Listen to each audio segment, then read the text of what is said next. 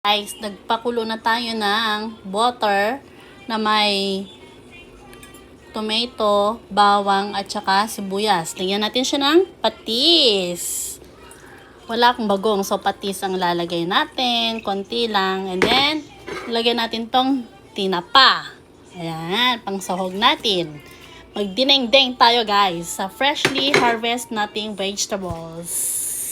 Wow, you're cooking them?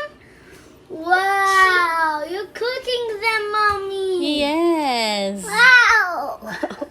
Cook it. Mga anak kong makukulit. Wow. Look at these. Oh, look at that. Mommy is cooking. Cookies. Cooking. Ayan, magdinengding nga ako ng kwan. Lagyan ko ng mantika ng adobo ko kahapon. Na sausage saka pork adobo. May sahog na siya na tinapa. Lagyan ko siya ng kahit na isang kutsarang oil ng adobo ko kahapon. Ayan. Okay guys, lagyan natin siya ng patani. Lima beans. At saka yung talong natin kanina.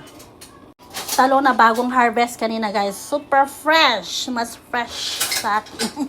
Lagyan na natin ang ating patani. Ayan. Saka talong. Amoy pa lang, ulam na. Natin ang ating talbos ng tutong guys. At flour ng kalabasa. Ayan, super fresh. Ito na guys, dineng-deng. Bagong pitas yan, manamis-namis. Amoy pa lang, fresh na fresh. Can you see? This. You will be liking it, Steve. This is so healthy. Oh, ayan guys. Itamnaw na natin ang ating dahon ng gulay. Ayan. Yan ang ating dinengdeng. Meron siyang talong, patani,